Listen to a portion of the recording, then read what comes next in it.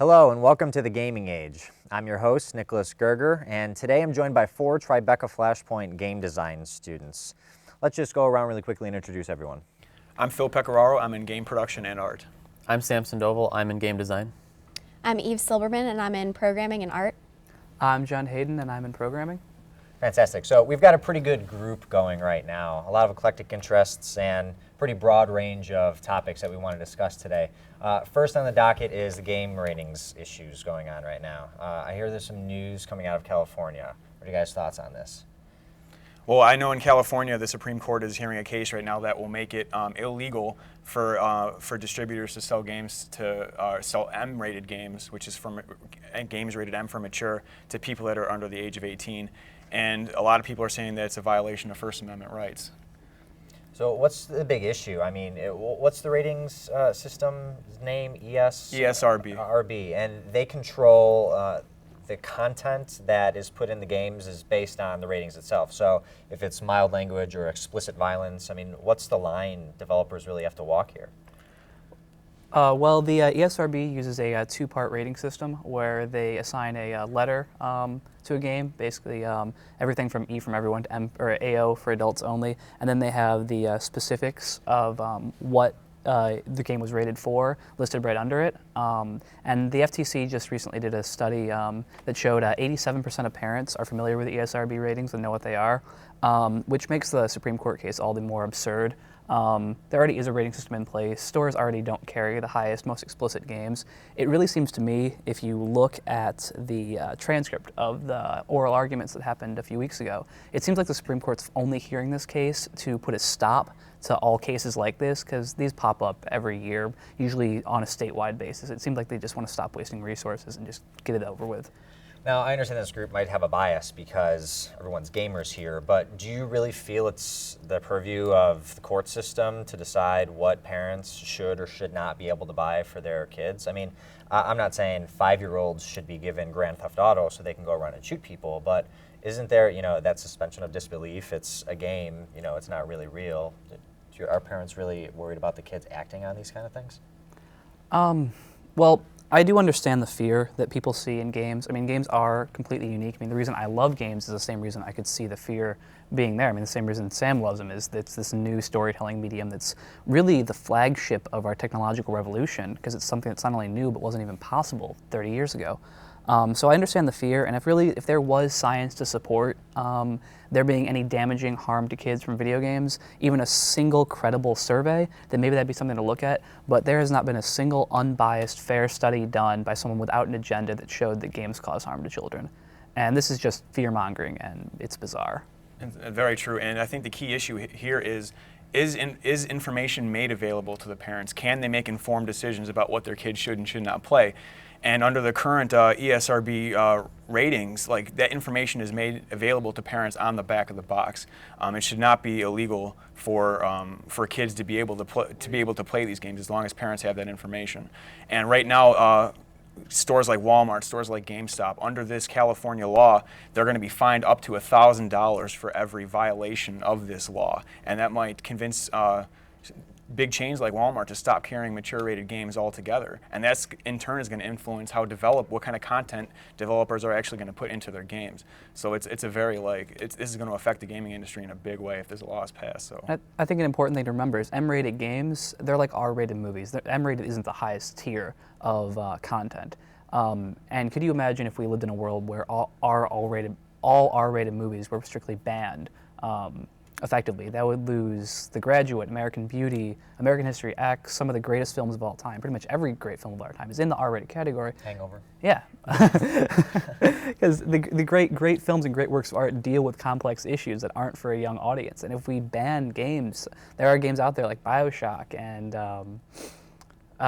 Fallout 3, and there's so many amazing games that are mature and touch on some really important subjects. And banning those would just be I don't know, it would be un-American. Now, I remember one Christmas, I had an N64 and I wanted Perfect Dark, and my mom wouldn't buy it for me.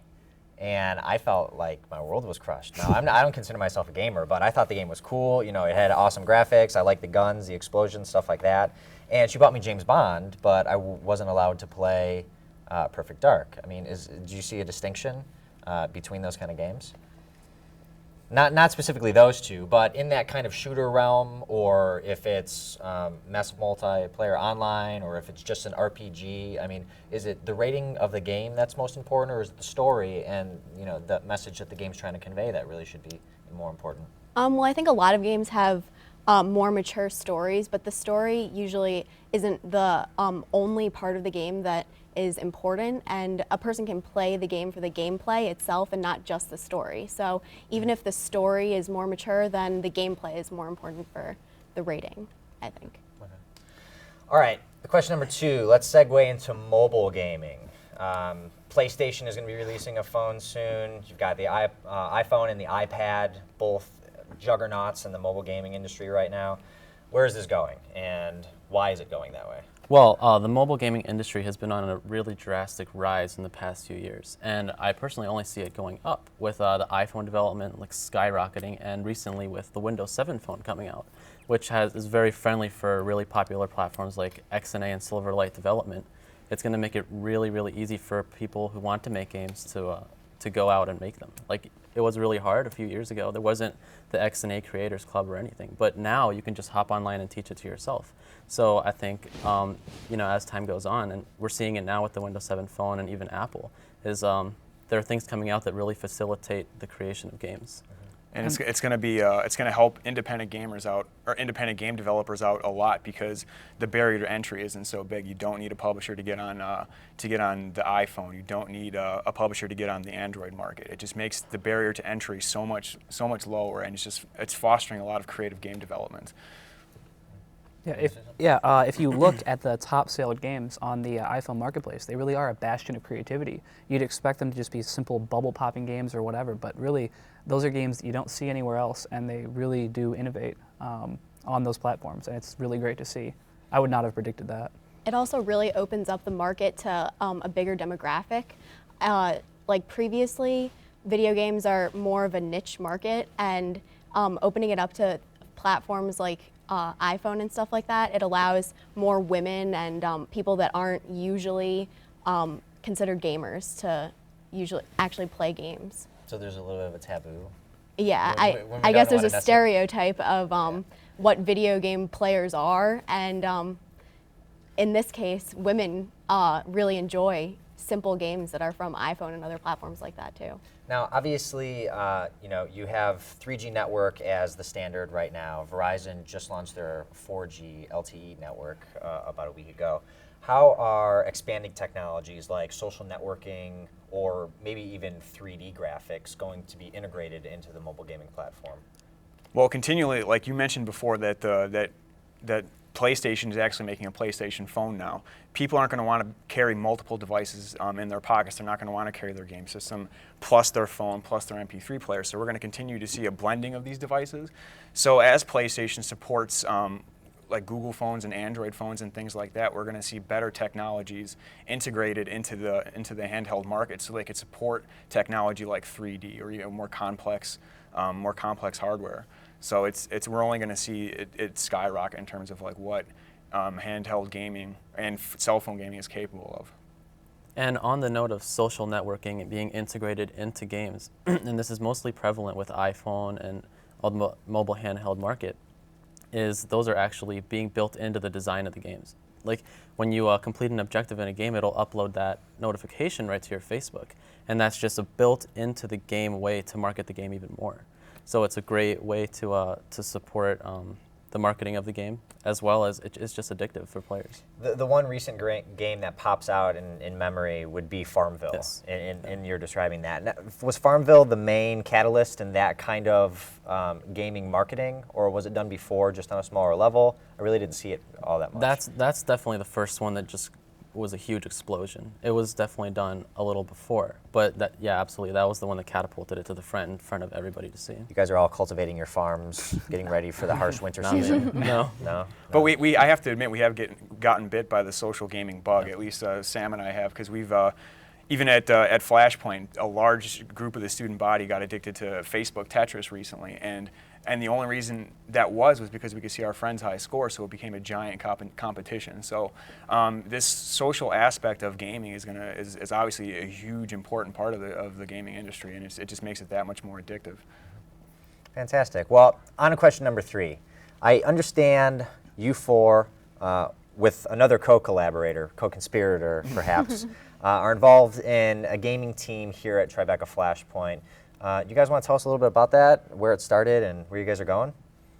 That's really your guys' area of expertise. Okay, well, last year before we started at Flashpoint, like we all sort of came separately and we were looking to sort of find our niche, find where we fit in. And it was me, Sam, and Walter. We all found each other and realized that we had a similar taste in games, similar idea of what a game should be, how it should tell a very important story. So we started making a text adventure. We aren't programmers, so we were very limited with what could accomplish. We met John and realized that he sort of had a mind for programming, so we brought him on board.